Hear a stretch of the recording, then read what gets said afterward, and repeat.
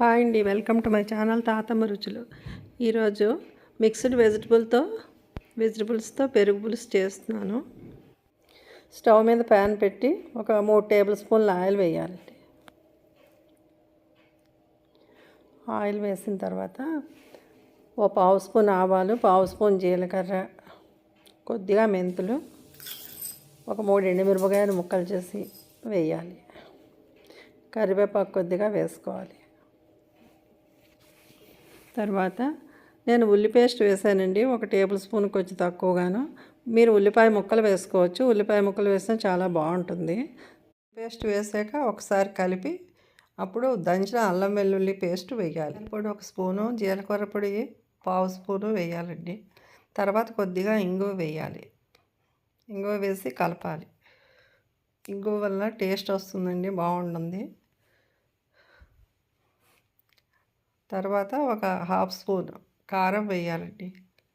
మనకు సరిపడా కారం వేసుకోవచ్చు, నేను 1/2 స్పూన్ వేసాను. కొంచెం బాగా కలిపి పచ్చివాసన పోయే వరకు వేయించుకోవాలి. అయిన తర్వాత మనం వెజిటబుల్స్ అన్నీ కట్ చేసి పెట్టుకున్నాం కదా, మన దగ్గర ఉన్న రకాలన్నీ పెట్టుకోవచ్చు. నా దగ్గర క్యారెట్, క్యాలీఫ్లవర్ లేవండి, అంచేత అవి వేయలేదు. క్యారెట్, క్యాలీఫ్లవర్, అరటికాయ అన్నీ వేసుకోవచ్చు, నేను అది వేయలేదు. ఓకే, అప్పుడు ఆ ముక్కలు వేసుకోవాలండి. ముందుగా ఆనపకాయ ముక్కలు, తర్వాత దొండకాయ ముక్కలు వేయాలి. అవంటే కొంచెం ఎక్కువ టైం పడుతుంది కదా ఉడకడానికి, అందుకని మగ్గించుకోవాలండి. ఒకసారి మూత పెట్టి బెండకాయలు కొద్దిగా తర్వాత వేయాలండి. ముందుగా వేస్తే మెత్తగా పేస్ట్ అయిపోతాయి బెండకాయలు. కొంచెం అవి మగ్గిన తర్వాత బెండకాయలు వేసి కొంచెం మగ్గించాలి. మధ్యలో కలుపుతూ ఉండాలి, మూత పెట్టి మగ్గనివ్వాలి. ఇప్పుడు టమాటా ముక్కలు వేసానండి. టమాటా ముక్కలు కూడా ఒకసారి కలిపి మూత పెట్టి మగ్గనివ్వాలి. మూత తీసి చూద్దాం. టమాటా కొంచెం మగ్గింది. ఇప్పుడు బెండకాయ ముక్కలు వేసేద్దాం. పచ్చిమిరపకాయలు నాట్లు పెట్టి ఉన్నాయి, ఒక 4 పచ్చిమిరపకాయలు వేసానండి. అవి వేసిన తర్వాత బాగా కలిపి ఇప్పుడు ముక్కలకు సరిపడగా సాల్ట్ వేసుకోవాలి. వేసుకుని కలిపి మూత పెట్టుకోవాలి. ఇప్పుడు అదిగో మగ్గుతుంది, ఇంకా ఉడకాలండి, ఇంకా కొంచెం బాగా మగ్గాలి. అలా మధ్య మధ్యలో కలుపుతూ ఉండాలి, మూత పెడుతూ కలుపుతూ సిమ్లో పెట్టి.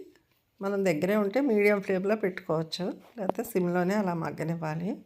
మగ్గిన తర్వాత కొద్దిగా నీళ్ళు వేయాలండి, నీళ్ళు వేసి మూత పెట్టాలి. మనం దగ్గరే ఉంటే మీడియం ఫ్లేమ్లో పెట్టుకోవచ్చు, లేకపోతే సిమ్లోనే అలా మగ్గనివ్వాలి.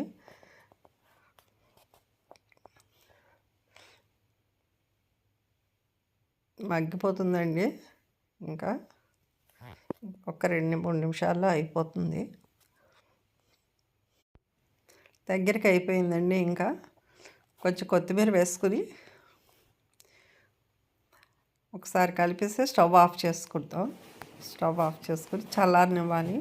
చల్లారిన తర్వాత మనం పెరుగు శుభ్రంగా చిలుక్కుని బాగాను కొద్దిగా నీళ్లు వేసుకుని చిక్కటి పెరుగు, చిక్కటి మజ్జిగలాగా అందులో వేసుకోవాలండి. నేను కొంచెం నీళ్ళు తక్కువగా వేసానండి, మీరు 1 గ్లాసు నీళ్ళ వరకు ఇంకా వేసుకోవచ్చు. ఇంత చిక్కగా అక్కర్లేదు, నాకు అలా కావాలని నేను వేసుకున్నాను. మరి కొంచెం నీళ్ళు వేసుకుంటే బాగుంటుంది. ఒక 1/2 గ్లాస్ నుంచి ఇంకా గ్లాస్ వరకు నీళ్ళు పడతాయి. మీకు ఎలా నచ్చితే అలా వేసుకోవచ్చు. కొంచెం పలచగా ఉంటేనే బాగుంటుందండి.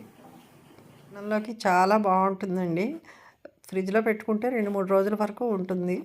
ఒకసారి ఇలా ట్రై చేసి చూడండి, ఎలా వచ్చిందో కామెంట్ చేయండి. Thank you for watching.